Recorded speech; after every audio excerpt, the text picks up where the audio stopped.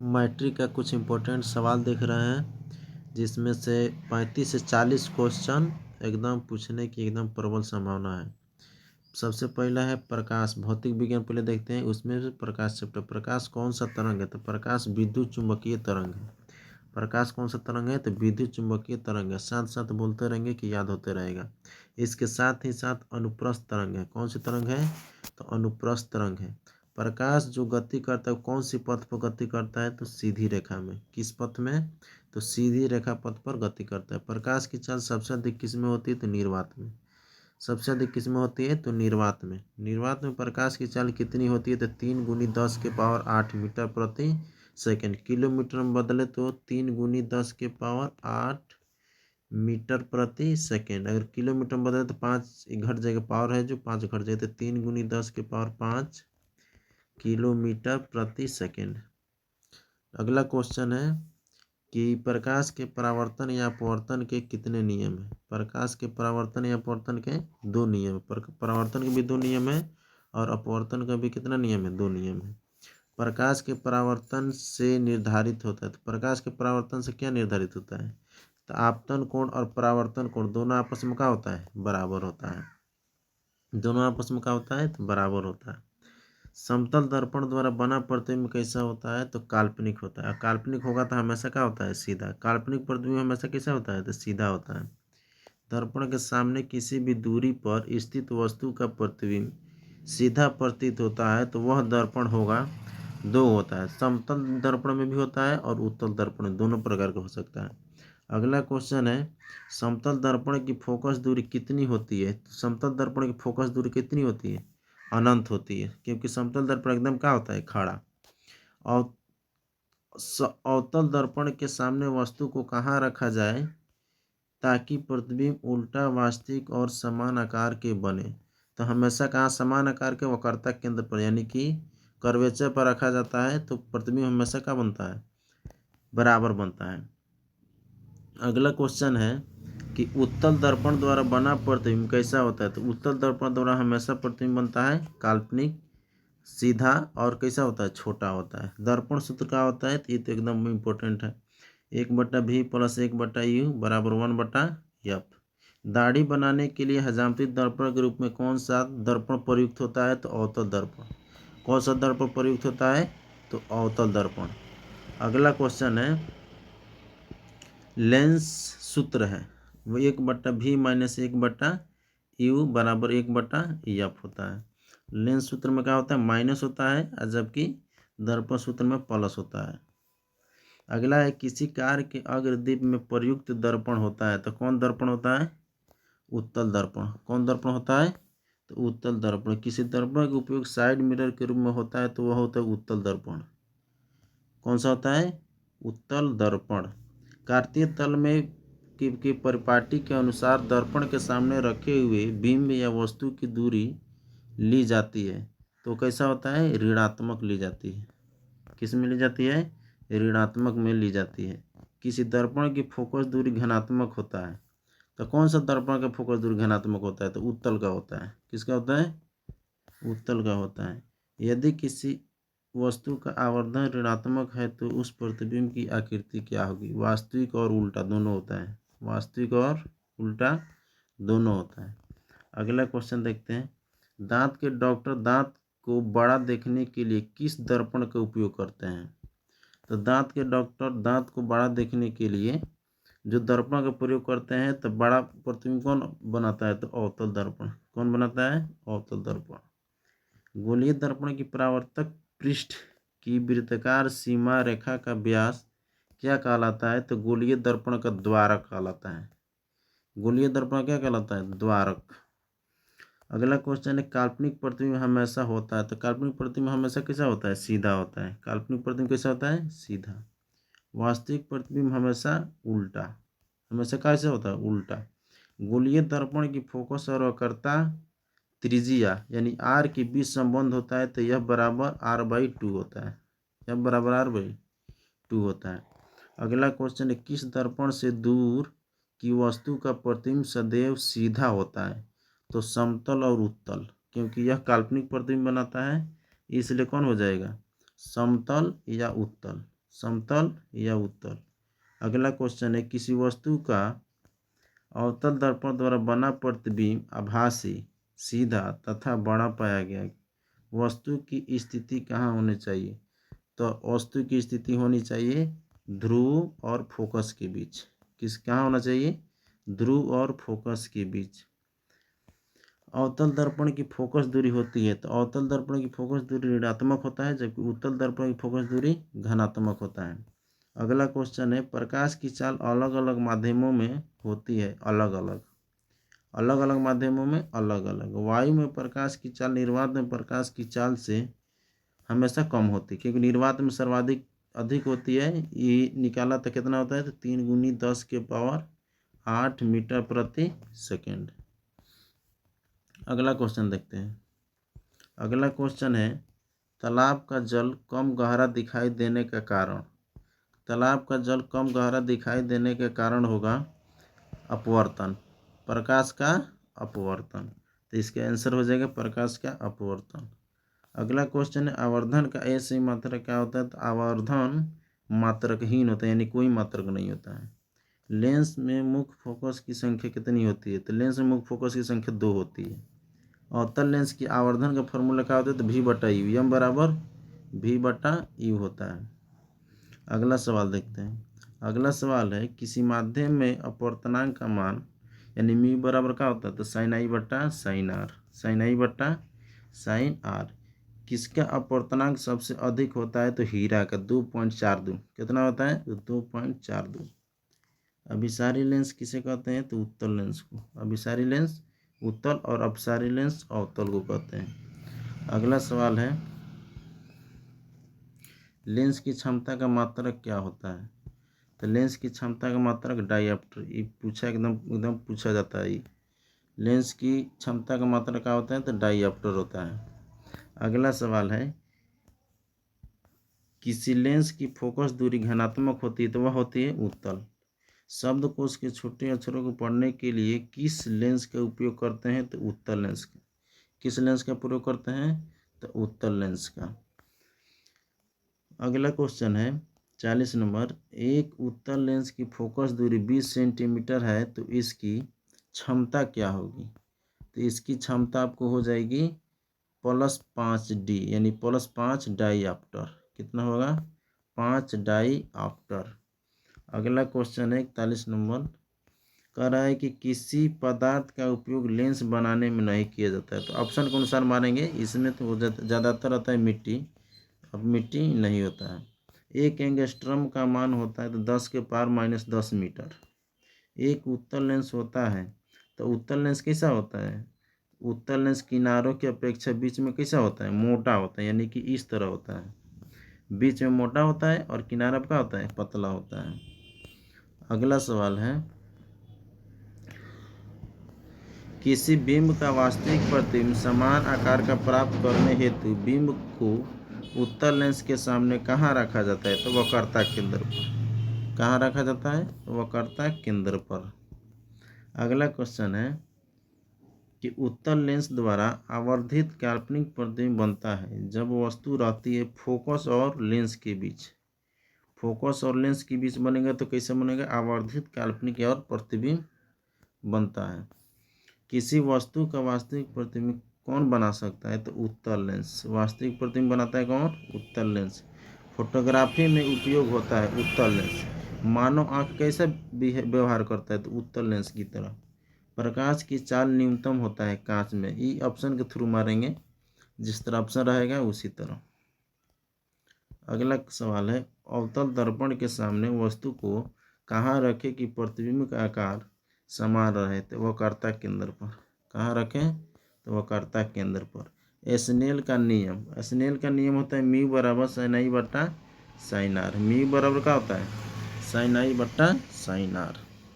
अगला क्वेश्चन है कि 0.25 सेंटीमीटर फोकस वाले अवतल लेंस की क्षमता कितनी होगी? तो इसको निकाल लेंगे तो कितना होगा? 4D, 4 डाईऑप्टर। अगला है जल का पूर्णांक 1.33। जल का पूर्णांक कितना होता है? तो जल का पूर्णांक 1.33 होता है, जबकि हीरा का पूर्णांक सर्वाधिक होता है, इसलिए वह ज़्यादा चमकता है। एकरा होता है 2.42। अगला है कौन सा लेंस वास्तविक और आभासी दोनों प्रकार के प्रतिबिंब बनाता है? तो उत्तल लेंस। कौन होगा? उत्तल लेंस। अगला क्वेश्चन देखते हैं। एक उत्तल लेंस की क्षमता +5D है तो इसका तात्पर्य है कि वह देखो प्लस है तो इसका क्षमता उत्तल लेंस कैसा हो जाएगा? देखो यहाँ पर क्षमता जब प्लस है तो ये होगा उत्तल लेंस, क्योंकि इसका फोकस भी धनात्मक होता है तो ये हो जाएगा 20 सेंटीमीटर। फोकस कितना आएगा? 20 सेंटीमीटर। 1 मीटर फोकस वाले अवतल लेंस की क्षमता होती है, देखो यहाँ अवतल आ गया तो यहाँ का आ जाएगा माइनस, अवतल है तो -1 डाईआप्टर, -1 डाईआप्टर। अगला क्वेश्चन देखते हैं। ऐसे पदार्थ जिनसे होकर प्रकाश आसानी से पार कर जाता है पारदर्शी कहलाता है। थोड़ी मात्रा में पार करे ओकरा को पारभासी कहा जाता है, आई पार न करे तो अपारदर्शी कहा जाता है। अगला सवाल देखते हैं। किसी दर्पण द्वारा वस्तु का वास्तविक प्रतिबिंब मिल सकता है तो वह दर्पण होगा अवतल दर्पण। वह दर्पण कैसा होगा? अवतल दर्पण। अगला क्वेश्चन है किस दर्पण द्वारा वस्तु का काल्पनिक प्रतिबिंब मिल सकता है? तो किस दर्पण द्वारा वस्तु का काल्पनिक प्रतिबिंब मिलता है? तो तीनों दर्पण द्वारा मिल सकता है, अवतल, उत्तल और समतल। अवतल, उत्तल और समतल। इसको आप रोक कर भी टोटल क्वेश्चन लिख सकते हैं और याद भी कर सकते हैं, चाहे इसी तरह बोल बोल के भी याद कर सकते हैं साथ में। अगला देखो क्वेश्चन है। किस दर्पण द्वारा छोटा आभासी प्रतिबिंब मिलता है? तो उत्तल दर्पण द्वारा। कैसा होता है? उत्तल दर्पण द्वारा ही मिल सकता है। अगला क्वेश्चन है अवतल दर्पण अवतल दर्पण की फोकस दूरी उसकी वक्रता त्रिज्या कितनी होती है? तो आधी होती है। कितनी होती है? तो आधी होती है। मोटर गाड़ी के चालक के सामने लगा रहता है उत्तल दर्पण। कैसा रहता है? उत्तल दर्पण। अगला सवाल है संबंध F बराबर R/2 सत्य है? तो ये दोनों दर्पण के लिए होता है, अवतल उत्तल दोनों के लिए। अगला क्वेश्चन है जब प्रकाश की किरण एक माध्यम से दूसरे माध्यम में जाती है तो वह अपने पूर्व पथ से विचलित हो जाती है। इसे क्या कहते हैं? इसे कहते हैं प्रकाश के अपवर्तन।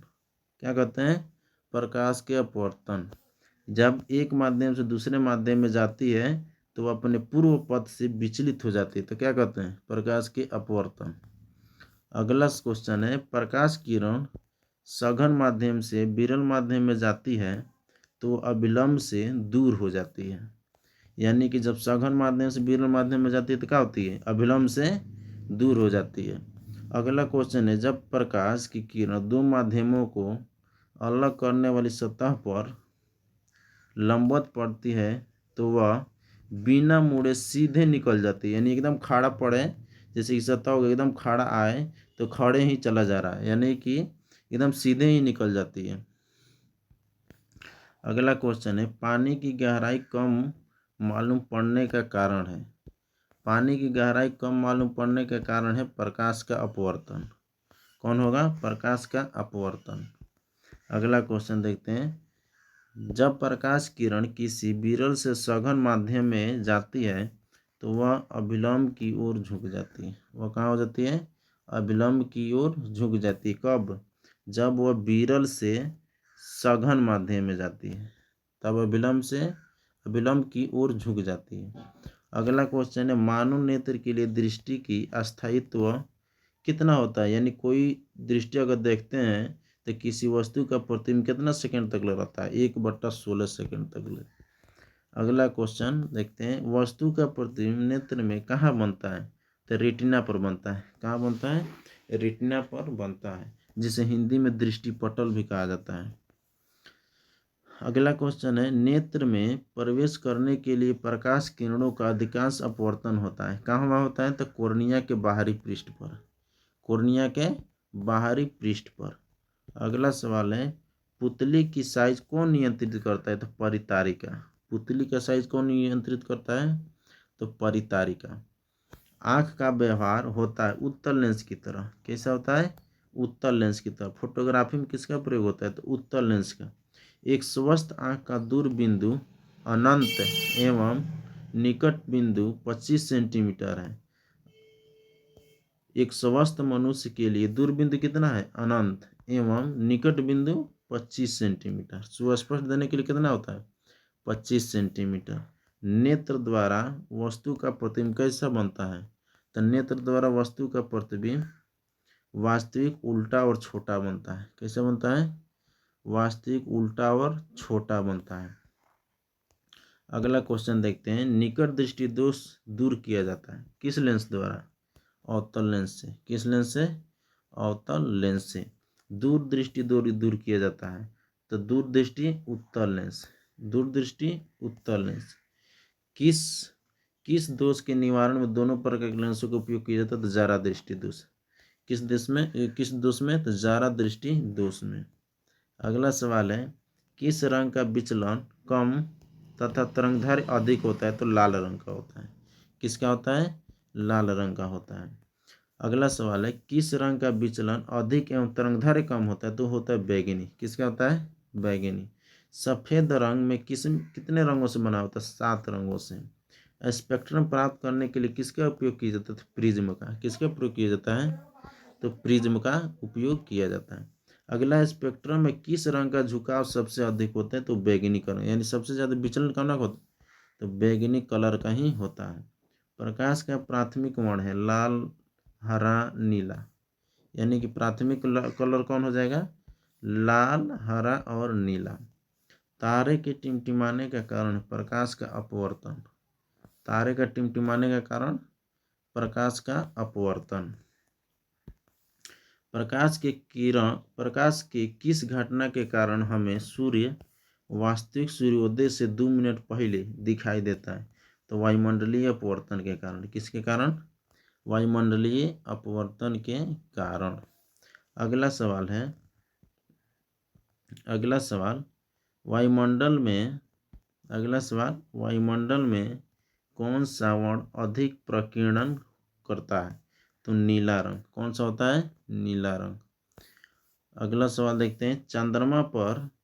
चंद्रमा पर खड़े व्यक्ति को आकाश का रंग दिखाई देता है तो काला दिखाई देता है। कैसे दिखाई देता है? काला, यानी अंतरिक्ष से भी देखे तो कैसा दिखाई देगा? काला। कैसा दिखाई देगा? काला। अगला क्वेश्चन देखते हैं। किसी कोलाइड विलयन से निलंबित कणों से प्रकाश के प्रकीर्णन को कहते हैं तो टिंडल प्रभाव कहते हैं। कौन प्रभाव कहते हैं?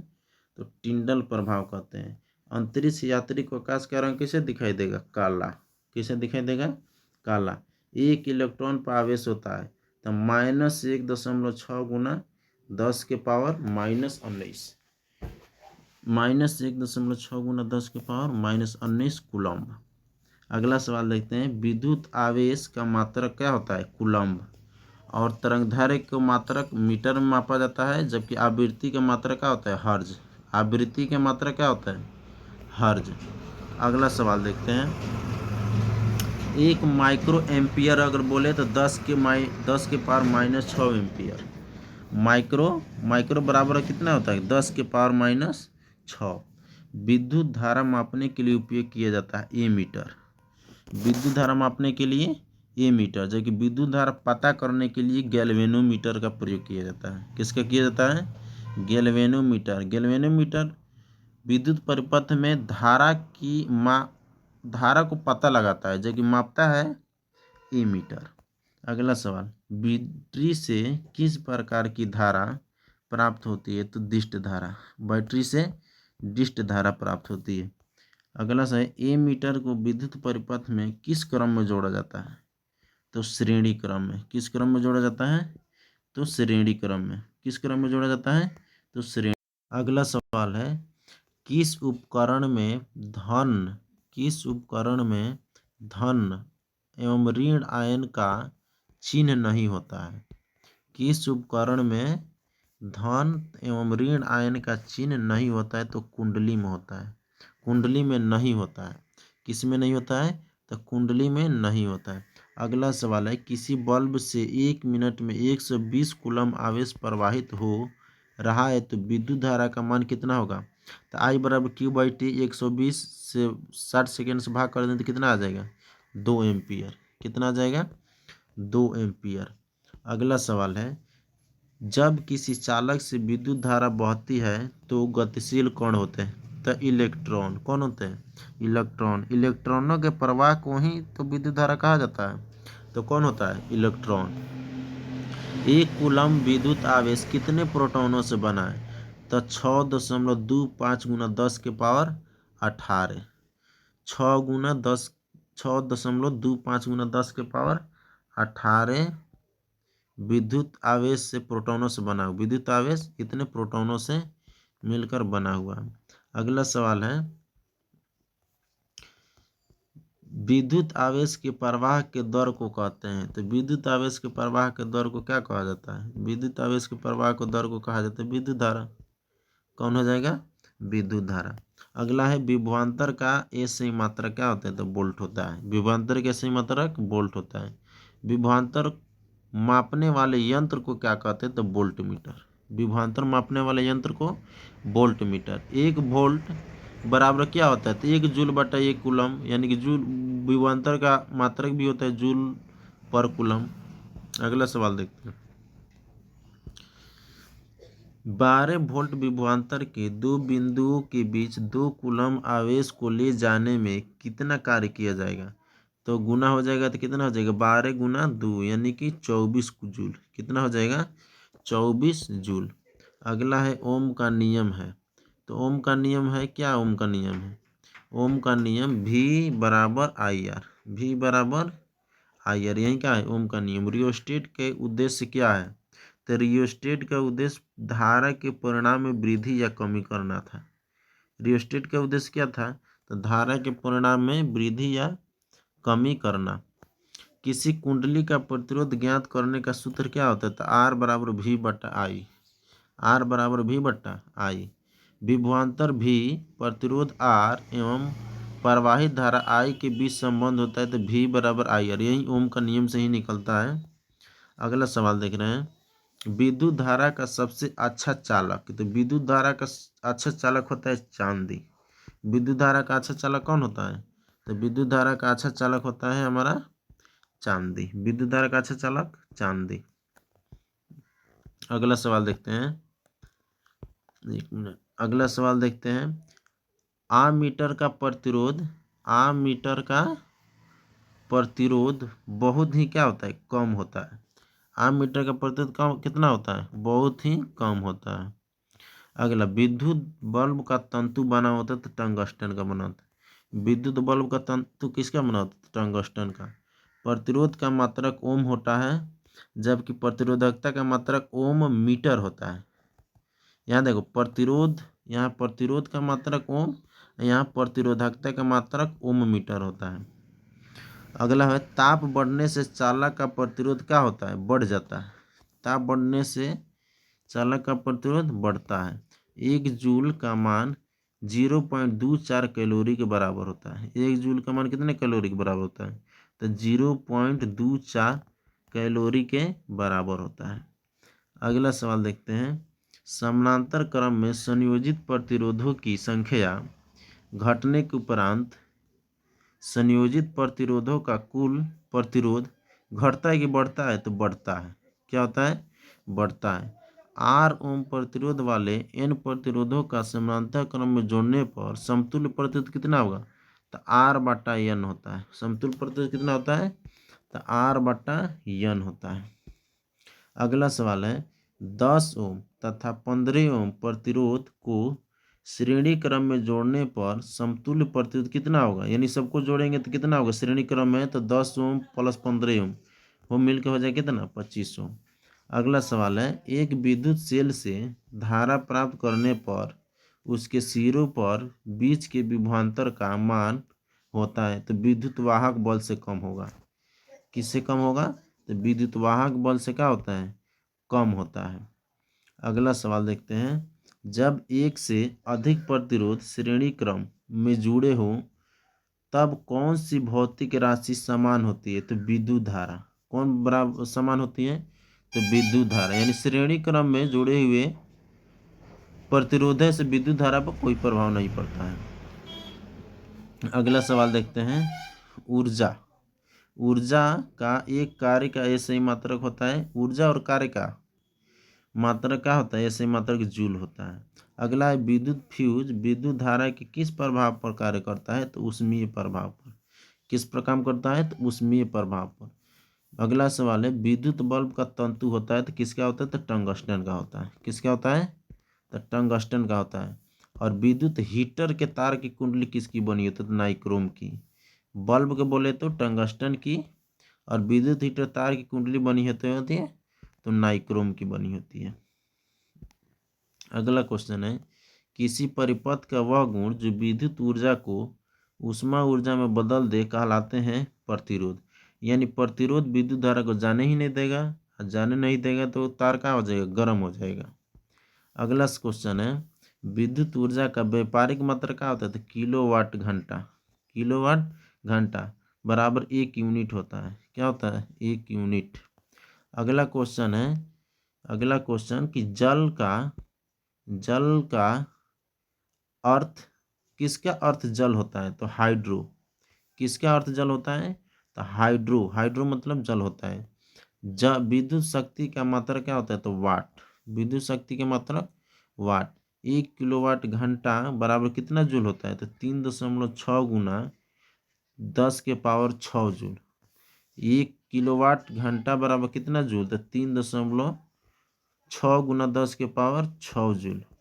अगला क्वेश्चन है किसी बल्ब में 220 वोल्ट पर 2 एम्पियर की धारा प्रवाहित होती है तो फिलामेंट का प्रतिरोध कितना होगा?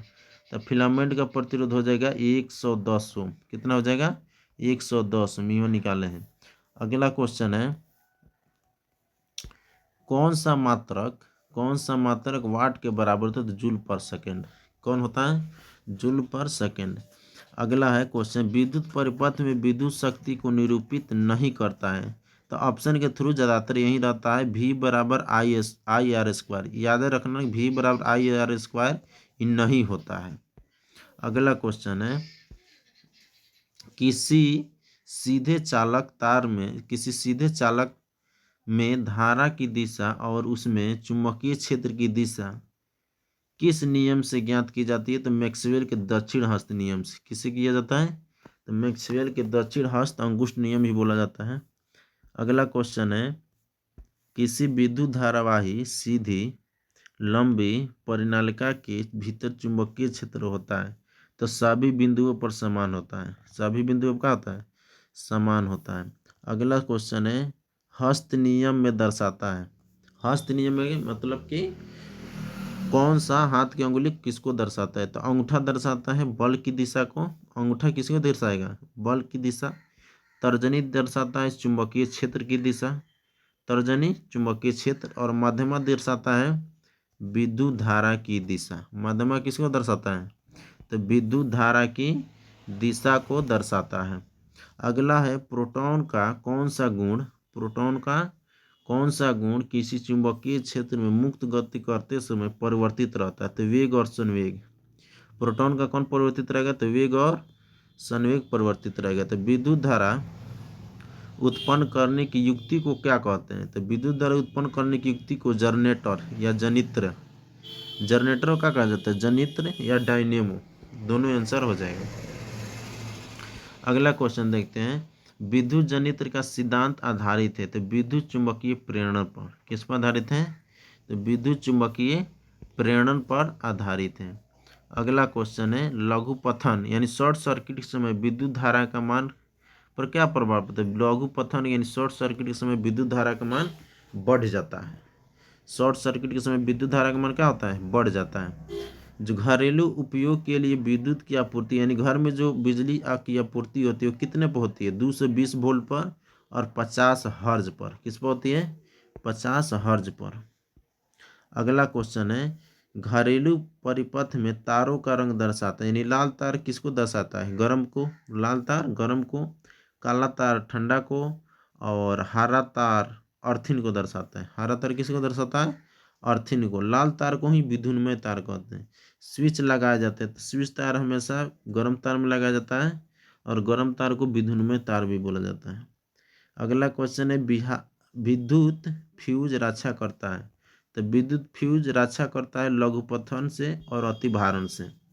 अगला क्वेश्चन है विद्युत परिपथ में विद्युत फ्यूज जोड़ा जाता है तो किससे जोड़ा जाता है? तो विद्युन्मय तार से। किससे जोड़ा जाता है? तो विद्युन्मय तार से। अगला सवाल एक बार और देख लेते हैं। स्विच लगाए जाते हैं तो गर्म तार से। स्विच किससे लगाए जाते हैं? तो गर्म तार से। स्विच लगाए जाएंगे हमेशा किससे? तो गर्म तार से। विद्युत फ्यूज रक्षा करता है तो लघुपथन एवं अति भारण से। विद्युत परिपथ में विद्युत फ्यूज जोड़ा जाता है तो विद्युन्मय तार से और या लाल तार से। ओकरे क्या कहते हैं? लाल तार कहते हैं। अगला सवाल है विद्युत मोटर परिवर्तित करता है तो विद्युत मोटर परिवर्तित करता है विद्युत ऊर्जा को यांत्रिक ऊर्जा में। विद्युत मोटर विद्युतीय ऊर्जा को यांत्रिक ऊर्जा में रूपांतरित करता है, जबकि विद्युत जनित्र यांत्रिक ऊर्जा को विद्युतीय ऊर्जा में रूपांतरित करता है। विद्युत जनित्र यांत्रिक ऊर्जा को विद्युतीय ऊर्जा में और जबकि विद्युत मोटर विद्युतीय ऊर्जा को यांत्रिक ऊर्जा में परिवर्तित करता है। अगला सवाल है बैटरी, यानी कि बैटरी में ऊर्जा का परिवर्तन किस किस रूप में होता है? तो रासायनिक ऊर्जा को विद्युतीय ऊर्जा में। किस में परिवर्तित करता है? रासायनिक ऊर्जा को विद्युतीय ऊर्जा में। और जबकि सौर सेल सौर ऊर्जा को विद्युतीय ऊर्जा में। सौर सेल सौर ऊर्जा को विद्युतीय ऊर्जा में। अगला सवाल है खिलौना में किस प्रकार के सेल का उपयोग किया जाता है? तो शुष्क सेल। खिलौना में किस प्रकार के सेल का प्रयोग किया जाता है? तो शुष्क सेल का प्रयोग किया जाता है। अगला क्वेश्चन है सौर कुकर में कौन सा दर्पण का उपयोग होता है? तो अवतल दर्पण। सौर कुकर में कौन सा दर्पण का उपयोग होता है? तो अवतल दर्पण। भारत में उत्पादित प्रत्यावर्ती धारा की आवृत्ति कितना होता है? तो 50 हर्ज। यानी भारत में उत्पादित अल्टरनेट करंट यानी AC प्रत्यावर्ती धारा की आवृत्ति कितना होता है? 50 हर्ज। उदासीन तार का रंग कैसा होता है? काला। घरों में विद्युत से दुर्घटना के कारण होता है तो शॉर्ट सर्किट। यानी घरों में विद्युत से जो दुर्घटना होता है किसके कारण होता है? शॉर्ट सर्किट की वजह से। फ्यूज तार में होता है प्रतिरोध अधिक होगा और गलनांक का होता है कम होता है। प्रतिरोध अधिक और गलनांक कम। फ्यूज तार मिश्रण होता है शीशा और टीन का। फ्यूज तार किसका मिश्रण होता है? तो शीशा और टीन का। किस युक्ति में विभक्त वैद्युतिक परिवर्तन का कार्य करता है? तो विद्युत मोटर में। किस में काम करता है? तो विद्युत मोटर में। अगला सवाल देख रहे हैं विद्युत चुम्बकीय प्रेरण की खोज किसने किया? तो फैराडे ने। विद्युत चुम्बकीय प्रेरण की खोज किसने किया? तो फैराडे ने। डायनेमो परिवर्तित करता है यांत्रिक ऊर्जा को विद्युतीय ऊर्जा में। डायनेमो किस में परिवर्तित करता है? यांत्रिक ऊर्जा को विद्युतीय ऊर्जा में। अगला है डायनेमो से किस प्रकार की धारा प्राप्त होती है? तो डायनेमो से AC और DC दोनों प्रकार की धारा प्राप्त होती है। डायनेमो से AC और DC दोनों प्रकार की धारा का होती है? प्राप्त होती है। अगला सवाल देखते हैं कोयला। कोयला कौन सा संसाधन था? अनवीकरणीय। अनवीकरणीय संसाधन को परंपरागत संसाधन भी बोला जाता है। अनवीकरणीय। अगला है विद्युत चुंबक का खोज किसने किया? तो ऑस्टेड। विद्युत चुंबक का खोज किसने किया? तो ऑस्टेड। विद्युत चुंबक या अस्थायी चुंबक बनाए जाते हैं तो नरम लोहा से। विद्युत चुंबक या अस्थायी चुंबक किससे बनाए जाते हैं? तो नरम लोहा से बनाए जाते हैं। अगला सवाल कह रहा है कि अस्थायी चुंबक बनाए जाते हैं इस्पात से। अस्थायी चुंबक किससे बनाए जाते हैं? तो इस्पात से। अगला सवाल है प्रकृति में पृथ्वी पर ऊर्जा का मुख्य स्रोत क्या है? सूर्य। यानी प्रकृति में पृथ्वी पर ऊर्जा का मुख्य स्रोत सूर्य। खाना बनाने वाले ईंधन के रूप में उपयोग नहीं होता है CNG। किसका प्रयोग होता है? किसका प्रयोग नहीं होता है? तो CNG का प्रयोग नहीं होता है तो होता किसका है? LPG का। होता किसका है? LPG का प्रयोग होता है। अगला क्वेश्चन है वायुमंडल। अगला क्वेश्चन वायुमंडल में वैश्विक ताप में वृद्धि का कारण है कार्बन डाइऑक्साइड। वैश्विक तापमान के वृद्धि यानी ग्लोबल वार्मिंग का कारण कौन है? Carbon dioxide gas. स्वच्छ ऊर्जा का स्रोत प्राकृतिक गैस है। स्वच्छ ऊर्जा का स्रोत क्या है? प्राकृतिक गैस यानी कि मीथेन। कौन सी है? मीथेन। प्राकृतिक गैस मीथेन को कहा जाता है। गर्म जल प्राप्त करने के लिए किस समय हम सौर जल तापक का उपयोग नहीं कर सकते? तो बादलों वाले दिन। कब नहीं कर सकते हैं? तो बादलों वाले दिन। जल विद्युत संयंत्र में परिवर्तित होता है स्थितिज ऊर्जा को विद्युतीय ऊर्जा में। स्थितिज ऊर्जा किस में? विद्युतीय ऊर्जा में। अगला क्वेश्चन है जीवाश्म ईंधन की ऊर्जा की वास्तविक स्रोत क्या है? सूर्य। यानी जीवाश्म ईंधन की ऊर्जा की वास्तविक स्रोत सूर्य हो जाएगा। पवन विद्युत जनित्र में पवन की चाल कम से कम कितनी होनी चाहिए? यानी कि विद्युत उत्पादन करने के लिए पवन द्वारा कितना स्पीड होना चाहिए पवन का? तो 15 किलोमीटर प्रति घंटा कम से कम होना आवश्यक है। अगला सवाल है सौर सेल बनाने के लिए किसका उपयोग किया जाता है? तो सिलिकॉन का। किसका उपयोग किया जाता है? तो सिलिकॉन का उपयोग किया जाता है। अगला सवाल है एलपीजी का प्रमुख घटक कौन है? तो ब्यूटेन है एवं प्रोपेन है। ब्यूटेन है और प्रोपेन है। अगला सवाल खाना बनाने में प्रयोग होता है कौन? एलपीजी। खाना बनाने में कौन होता है? एलपीजी। यहाँ पर राज्य में उपस्थित परमाणु संयंत्र कहाँ कहाँ है उसका नाम दिया गया है। पहला है तारापुर जो सबसे पुराना है। तारापुर जो सबसे पुराना है किस राज्य में है? महाराष्ट्र में।